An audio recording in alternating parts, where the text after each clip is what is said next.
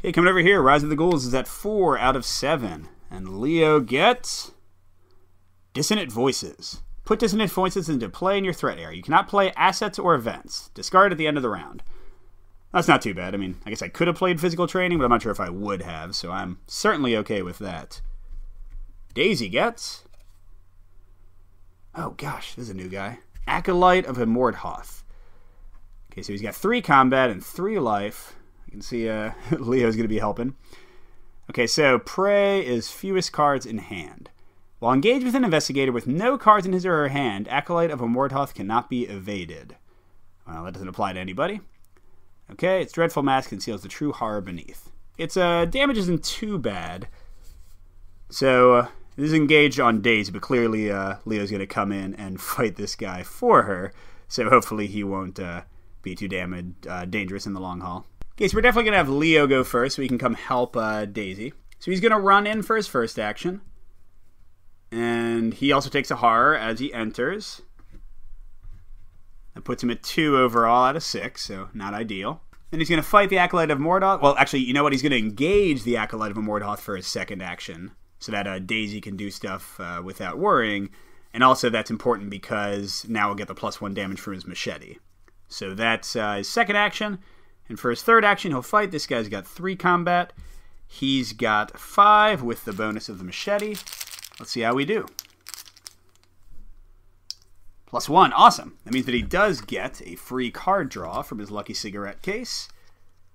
Another Leo DeLuca. Hey, I guess I made the right choice of which card to discard. And that does 2 damage to the Acolyte of Immorthoth. Now, this is going to be pretty nice and easy. The Acolyte of Immorthoth will attack me for 1 damage and 1 sanity. And I've got a lot of options here. I can either fight him with my survival knife or give 1 of the damage to my guard dog and just defeat him automatically. So this guy should be gone after I take another horror. That's the only negative thing because that'll leave me pretty bad on horror. But yeah, so he will be defeated pretty easily. And that leaves Daisy pretty free to clue like crazy, but the nice thing is she's going to be able to use a tome again and give Leo 3 cards, pick 1. So let's see. Beat Cop, Mitch Brown. Oh, Mitch Brown. He's his special one. Okay, Leo Anderson deck only. You have 2 additional ally slots which can only be used to hold non-unique allies, including the guard dog. So this would not let me hold Leo DeLuca, but I can play this guy and still have the guard dog as well. So I'm definitely going to keep that one and shuffle the Beat Cop, which hopefully I'll draw later, because now I can hold him, and the Burglary into play. Okay, that was her free tome action. Now let's just investigate a lot. So she has a 4-point bonus, 5 intellect versus 1 shroud. So she's going to do all 3 actions investigating. Number 1. Ooh, she gets to draw a card for each tome in play, and she actually has one now. Shortcut. A free card to move somebody at your location 1 space. That's free action, basically. Love that. Okay, so she easily gets the first clue. Second action. That's minus X number of ghouls. We have none, so she easily gets... or I guess we have 1, but that's still not enough to stop her, so she easily gets a second clue. Third action. Same thing, minus 1 for 1 ghoul. She gets the third clue. So that location is almost fully explored. Feeling great about that. Okay, so it's the enemy phase, and again, I could either kill this guy with a survival knife or with the guard dog. Let's go ahead and put the horror on Leo, but the damage on the guard dog, and just automatically kill this guy, not leave it up to chance. So he takes his 3rd damage from the guard dog's ability, and he is gone. Okay, then upkeep, Dissonant Voices is gone. That's great, because now I'll be able to play Mitch Brown next turn. And they each get 1 resource, which leaves both of them with 3, so they can actually play some stuff now, which is nice. And a card draw for each of them. Daisy gets Deduction. Ooh, get 1 additional clue when you succeeded a skill test. That will help us certainly save some time, so that's great. And Leo, let me handle this. Play after another investigator draws a non-peril encounter card, but before resolving its effects. You are considered to have drawn that encounter card. You get +2 to each of your skills while resolving that card's revelation effect. So this would even apply to an enemy, so I could have Leo immediately engage with them. So that's nice, and it costs nothing, so I'll probably be using that pretty quickly. Alright, going to our Mythos phase. We are running out of time. Already at 5 out of 7. Man, with the new stuff to do in this scenario, you definitely have time as more of a factor. Leo gets Obscuring Fog. Attach your location. Limit 1 per location. Attached location gets +2 Shroud. But after it is successfully investigated, discarded. Oh, well, that's great. Because that's going to make it a 3 Shroud, but Daisy should still be able to crush that easily, so not too worried about that. Second card for Daisy. Oh, another new guy. Grave Eater. 2/2/2, so pretty easy. After Grave Eater attacks you, discard 1 card at random from your hand. Its position was a kind of crouch, and as one looked, one felt that at any moment it might drop its present prey and seek a juicier morsel. So, I have a question here. Do I want to use my Let Me Handle This to just get the Grave Eater immediately? Because that'll save an action for Leo and not have him have to waste one pulling it off of Daisy. So you know what? Let's do that. So we're going to go ahead and use Let Me Handle This, and he's going to get that Grave Eater right away on his turn. Okay, with that, Leo is going to go first. He's going to go ahead and use his free ally playing to play Mitch Brown for only 2 resources because it's -1 cost. And again, Mitch lets him hold 2 non-unique allies, so the guard dog hangs out. So hey, Leo's got some horror reduction. That's probably the most useful thing. And I didn't read. You aren't going nowhere without me, Leo, so you might as well tell me what's going on. Well, thanks, Mitch. All right, let's fight this Grave Eater. So we got 2 combat. With my machete, I've got 5, so I'm 3 above him, and 1 successful hit will defeat him. So I'm not too worried about this. -1. He is done, and I did definitely win by exactly +2, so my lucky cigarette case gives me a free card draw. Loving that card. Hey, another Let Me Handle This. I'm just all over helping my friends out. So for Leo's second and third action, I'm going to go ahead and have him go to the hallway, and then... So he can either go to the cellar, and I think he should, because he wants to be able to back up Daisy if anything bad happens there. So yeah, he's going to go to the cellar for his final action. And let's see what's in here. The stairs leading down to your cellar are slick, and they glisten with a thin layer of ice. After you reveal the cellar, put the set-aside deep below your house location into play. Oh, this is new. Cool. I haven't seen this one before. Your cellar seems to have been replaced with an underground network of icy tunnels and caverns. The tunnels continue for miles, deeper and deeper beneath the surface. Now, it's worth noting we've got a Shroud of 2, not too bad, and 2 clues, which is all we need to finish this. So I'm going to have to decide if I actually want to go deeper down into the deep below my house location, because I don't really need to, but I bet the old version of the cellar would give you 1 victory. I bet that'll give you a victory point as well, so I'll have to decide if I want the experience or just want to finish up the scenario more quickly. Okay, and over to Daisy. She's got Obscuring Fog, making the Shroud here 3 instead of 1, but she's still got 5, so she has a pretty good chance. Let's use her first action to try to get it. -2, just barely made it. That's exactly what she needed. So that gives her all the clues here, which will give us the 1 victory point to give us experience for next scenario. And that's 4 clues out of the 6 we need, but the other 2 are in the cellar. So let's see, that was a 1 action. Now I could use the shortcut to get her there faster. And yeah, let's do it, because I am pretty close to doom flipping, and I don't want to stay here too long. So shortcut, fast. Play during your turn, choose an investigator, move them to a connecting location. So fast means for no action. I go straight to the hallway. She still has 2 more actions, so she'll move to the cellar with Leo for her second action. And for her third action, she'll explore here. And I'm actually going to use the deduction that I just drew. It's adding +1, so her intelligence is 6 versus 2. Should definitely win unless she gets the auto-fail. And additionally, she'll get 2 clues if she successfully investigates. So that'll give her everything she needs to advance to the next part of this event. Okay, so she is 6 versus 2. Gah! Oh my gosh. Daisy does not like this one. Okay, so that means that she fails, does not get the extra clue, so she's going to need 2 actions next turn.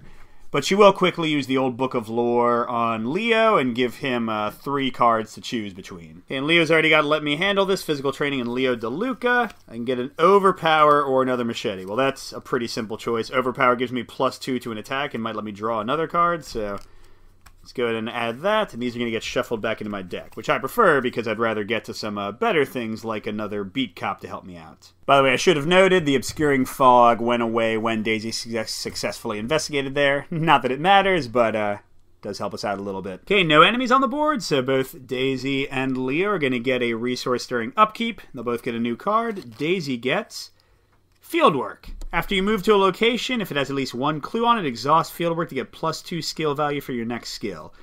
I don't see that getting used since there shouldn't theoretically be many clues left. Let's see if Leo gets something more useful.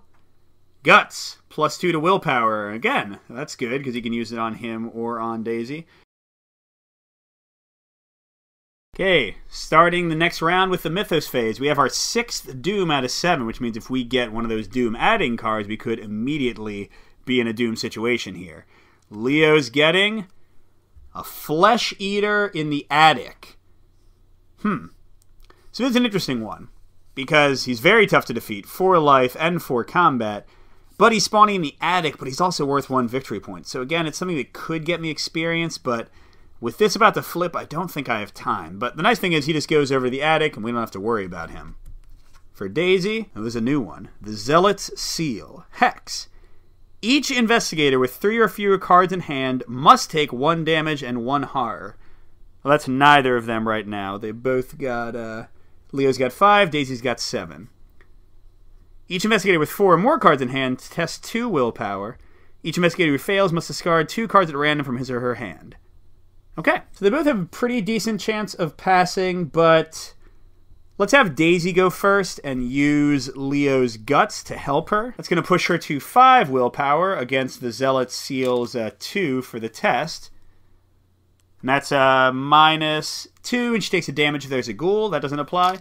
So she's fine, and that means Leo gets to draw a card from the Guts. 45 automatic. He doesn't necessarily need that with his machete, but hey, never bad to have another weapon. And then for Leo himself, he's already 2 above with his 4 willpower, so let's see if he can do it on his own. Okay, and this is -1. If I fail, I'll take a horror. So Leo is also fine. So Zealot Seal, you do nothing. That was a pretty good turn with an enemy spawning that didn't actually attack us, and a hex that didn't end up affecting us. But again, this is about to flip, so I don't think we're going to go for the extra experience. I think we're just going to try to get these 2 clues, get to the hallway, and finish this scenario up. So to that end, Daisy's going to investigate twice in the cellar, and then run over to the parlor. She has a good chance. She would only fail if she gets a -4 or the auto fail. So let's see. First action, -2, that's fine. That's her 5th clue. Second action. Oh, man, really? -4. Well, she fails. So, here's the thing. If she stays here and investigates again for her 3rd action, then all her clues will be sitting here in the cellar instead of in the or in the hallway where they need to be to spend the clues to go into the parlor. So she's going to use her final action to come over here, and she's going to trust that Leo will be able to finish off the cellar investigating. But before she moves, she'll go and use her old Book of Lore again to give Leo 3 cards to choose from. Okay, and Leo gets a machete that he doesn't need. Another If It Bleeds to recover horror. And it also has a nice set of skill boosts. And then burglary, but I don't know if we'll have time to use it. I'm going to actually keep the If It Bleeds and shuffle the other ones in. Okay, so Daisy moves to the hallway with her 5 clues. Let's see if Leo can get the last one with his actions. The only card Leo has in his hand that has a intelligence boost is Leo DeLuca, and I don't think I'm going to have the money in the short time left to play him, so I'm going to go ahead and use him to give Leo 4 intelligence versus the location's 2 shroud. Nice! So Leo gets +2, definitely succeeding, definitely getting beating it by at least 2 for the lucky cigarette case, and then additionally with his star effect, he gets to search the top 3 cards of his deck for an ally asset and draw it, and then shuffle the deck. So to show you that in action, the first free card from Lucky Cigarette Case is another Overpower. Now for the second effect, I get to look at the top 3 cards and draw any allies I find. I would have liked to have that Vicious Blow, but nope, didn't get any, so I guess my beat cup is waiting somewhere else. I'm going to shuffle my deck again. Okay, and for Leo's second action, he's going to move to the hallway, and let's get this party started. We have the 6 clues we need, but the barrier says when the round ends, we can spend the clues to advance, which means Leo needs to find something to do with his last action. So he could play Physical Training. That would cost both of his resources. But yeah, that seems like the best option. So he's going to go ahead and play Physical Training. He won't have much money to spend on it yet, but he'll get one resource in a moment, and that'll at least give him some use out of it. So this lets him, when he's going to do an action, he can either get +1 willpower or +1 combat, both of which should be helpful in the finish of the game. Okay, so coming over, Daisy now has 5 resources. She should put those to use. Leo has only 1. And for card draws, Daisy gets another Research Librarian. Well, at least it'll give her some evasion if she needs it. And I'll note, by the way, that Daisy has 8 cards now, which is the hand limit. So if she doesn't spend some next turn, then she's going to be just having to throw some away. And Leo gets another machete. Well, it'll be useful for the combat icon, but not much else. Alright, so the round is ending. Daisy's going to spend her 5 clues, and Leo's going to spend his 1 to get the 6 we need. And let's see what happens. Using the barrel from the attic, you carry ice and snow from the cellar and hurl it at the barrier. The barrier sparks and shudders as it consumes the ice, then hisses and fades out of existence. Okay, the barrier blocking passage of the parlor has vanished. Reveal the parlor. We'll get to that in a second. Put the set-aside Lita Chantler into play in the parlor. Spawn the set-aside Ghoul Priest in the parlor. Okay, this is the same as always. Okay, so the parlor. You're unsure what would happen if you tried to cross the threshold of the strange barrier. Well, that is gone, and here we go. So, resign. This is too much for me. If we're in here as an action, you run out the front door, fleeing in panic. Okay, while Lita Chantler is not controlled by a player, she gains Parlay, test Intelligence 4. If you succeed, take control of her. And she's pretty great. She's got 3 health and 3 sanity. And while you control her, she gains each investigator at your location gets +1 combat. And when investigator at your location successfully attacks a monster enemy, that attack does +1 damage. So she's hanging out in the parlor, waiting for somebody like Daisy to come and get her. But the Ghoul Priest is spawning right on us, and clearly he's going to go to Leo. So his prey, he's got a hunter. He'll chase after the person with the highest combat. He's got retaliate, so he does 2 damage and 2 horror every time he attacks. He's worth 2 victory points, though. 4 combat and 10 life, 5 times the number of investigators. So he's going to be on Leo, and hopefully not too tough to defeat. And we get the final act card. What have you done? A woman with a torch stands in your parlor, a glimmer of hatred in her eyes. What have you done to my barrier? She screams, furious. Before you can answer, a ghastly wail sounds behind you, and a creature wearing robes and a deer skull mask tears through the wall, advancing toward you. Okay, so we need to defeat the Ghoul Priest to advance, or we can both run away. Lest you think we're done, we go into another round, and oh no, we don't just have the Ghoul Priest, we might have some other stuff to contend with, because Rise of the Ghouls is activating. A feral beast, roughly humanoid with a canine cast and hooves for feet, tears through the ground in front of you. Below the floor you can see vast tunnels beneath your house. Fiendish howling echoes from deep within the underground caverns.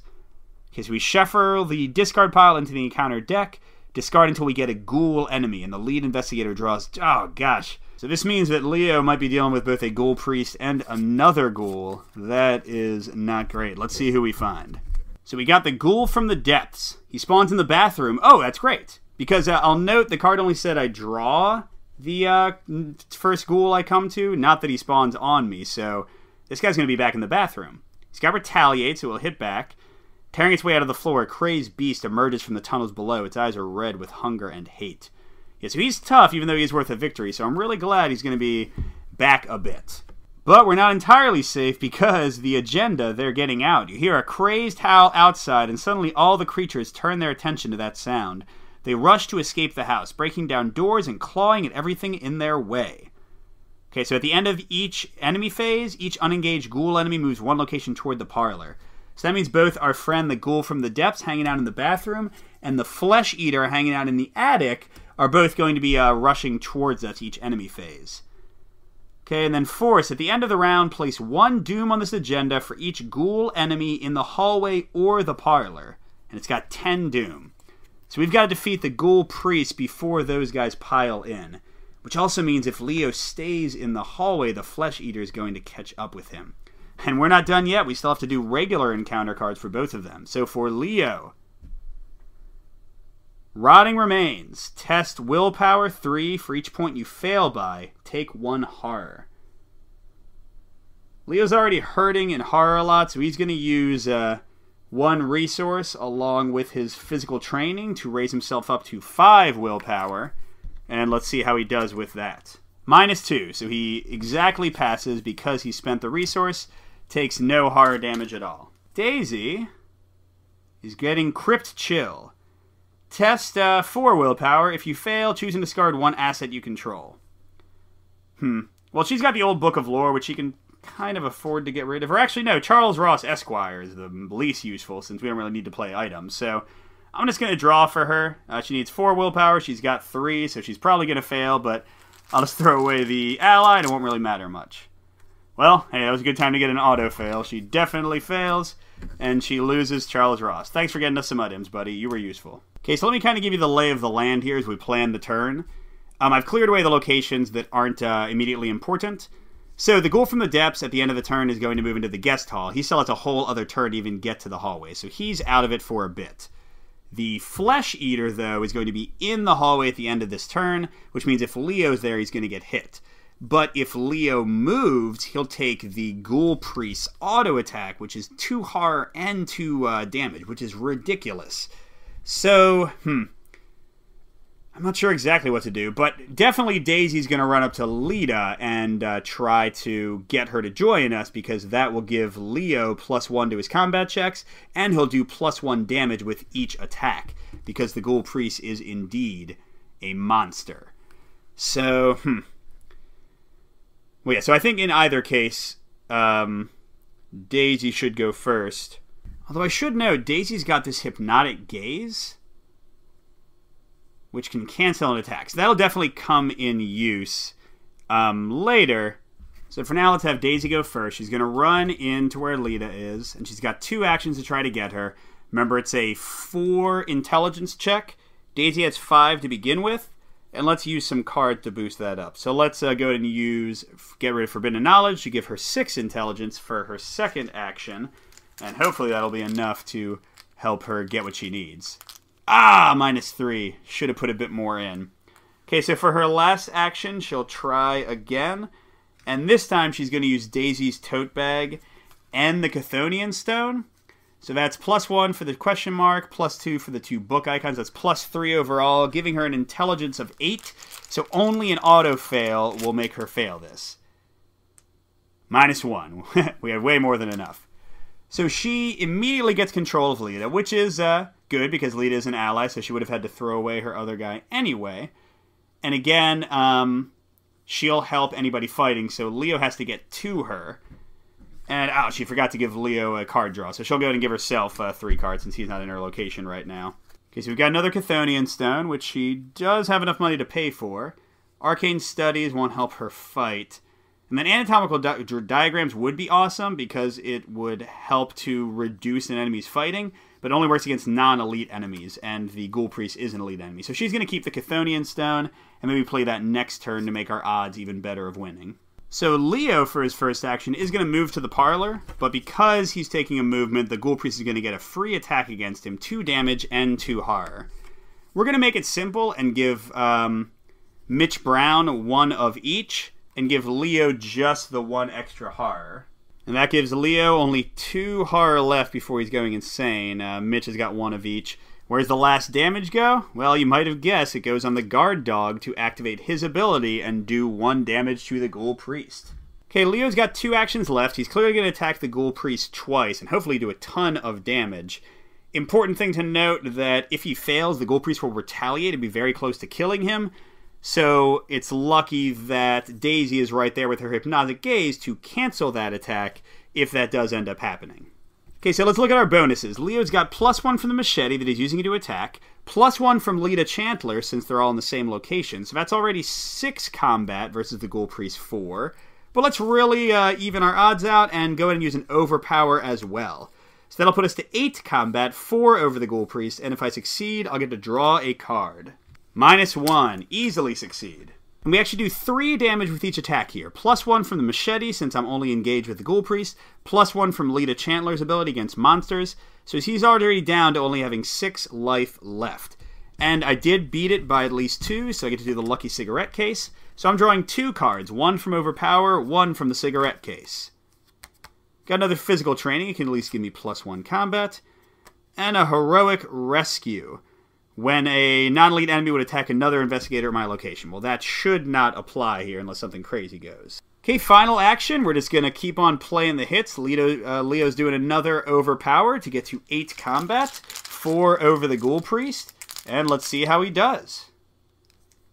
Okay, so that is -1 for each ghoul at my location. The Ghoul Priest counts it as 1, but that's the only one, so Leo pretty easily defeats him there. That brings the Ghoul Priest to only having 3 life left, which is great. So now we get to the enemy phase, and before our friends, the ghouls, move, we're going to take the Ghoul Priest's attack. Now, I could cancel the attack with the Hypnotic Gaze, but I would rather try to kill this Ghoul Priest right now and not have to do another turn. Let's see if we can make that happen. So the Ghoul Priest is doing 2 horror and 2 damage. We're going to put most of it on our allies. 1 on the guard dog, and also 1 horror on the guard dog. That kills him twice, but he will get to deal 1 automatic damage to the Ghoul Priest. The 1 horror on Mitch, that's also going to kill him. And now what do we do with this extra damage? It would probably go on Mitch, but our friend's Survival Knife says, after an enemy attack deals damage to you, not one of your allies, during the enemy phase, exhaust this to immediately do a fight action. So, we're going to put 1 of the damage actually on Leo. So the guard dog is dying. That puts the Ghoul Priest to 8 damage. Bye-bye, guard dog. You did your job. Mitch is also dying, even though he doesn't have all his damage because he did run out of sanity. So all we have left is Leo all by himself with his Survival Knife. And again, it says, after an enemy attack deals damage to you during the enemy phase, exhaust Survival Knife. So I do a fight action. This attack targets the attacking enemy, +2 combat, +1 damage. So this is actually better than the machete. I have +2 combat from that, +1 from Lita. That's 7. Let's go ahead and get myself up to 8 again with one of these extra physical trainings. So that's 8 combat. I'm getting +1 damage from Survival Knife, +1 from Lita. That would be 3 damage, which is actually more than enough. So unless I get the auto-fail token, I'm winning the game right here. -1 for each ghoul. That's not enough, so the Ghoul Priest is defeated, giving us his 2 experience points. Now, we did leave a lot of other experience on the table, but again, we were getting pretty close to the end here, so I didn't want to chance things. Coming back over to the deck, we have indeed defeated the Ghoul Priest, so we advance. When the rogue creature falls, the fiendish swarm burrows back into the ground and the chaos of the house quiets, but the stranger in your parlor doesn't seem relieved. You broke my seal that was set to trap the ghouls within, she raises her torch. Now we must take more direct measures and burn this hell pit to the ground. The lead investigator must decide. It was never much of a home, burn it down, resolution 1. This hell pit is my home, no way are we burning it. Looking at Leo, he doesn't look like the kind of guy who wants to burn his own house. I think he's confident in his own abilities to fight the ghouls for as long as need be. So, I've almost always burnt the house in my previous playthroughs, so I'm going to go ahead and try not burning it and see what Resolution 2 does. You refuse to follow the overzealous woman's order and kick her out of your home for fear that she will set it ablaze without your permission. Fools, you are making a grave mistake, she warns. You do not understand the threat that lurks below, the grave danger we are all in. Still shaken by the night's events, you decide to hear the woman out. Perhaps she can shed some light on these bizarre events, but she doesn't seem to trust you very much. Okay, so we record that our house is still standing. I'll go and do that later. The lead investigator gets 1 experience, as he or she refuses to let the night's events destroy his or her life. So Leo will have 4 experience, and Daisy will have 3. Okay, each investigator earns experience equal to the victory value. We already got that. Oh, +2 bonus experience, as he or she gains insight into the hidden world of the mythos. So actually that means Leo will have 6 experience, and Daisy will have 5. Oh man, you know what though? I haven't saved my house in so long. I didn't realize that I actually don't get Lita Chandler in this resolution, so I will not have her amazing life and sanity and combat boasts to help me out. So, oh well, we'll see how much that hurts me in the rest of the campaign. Now, I'll finish this playthrough by leveling up my characters. I will note that usually I would get something like Keen Eye that gives me consistent resource use to boost my combat and stuff. Or I would get Leo some charisma so he can hold more allies. But again, this playthrough is supposed to be all about co-op, so I'm just getting 2 copies of Stand Together, each costing 3 experience. Costs 0 resources, but they are an action to play. Choose another investigator at your location. Both you and that investigator draw 2 cards and gain 2 resources. So there we go. 2 cards to really make my deck as cooperative as possible. What am I going to ditch? I'm going to get rid of Leo DeLuca. I just didn't have the money to pay for him, and I already have so many other allies that he cannot combo off of because I don't have charisma to hold him, so he's going away in preference for Stand Together. I'm going to go a similar path for Daisy. I'm going to add 2 encyclopedias, each costing 2 experience. A Zealot's Encyclopedia as an action, but again for her it's free.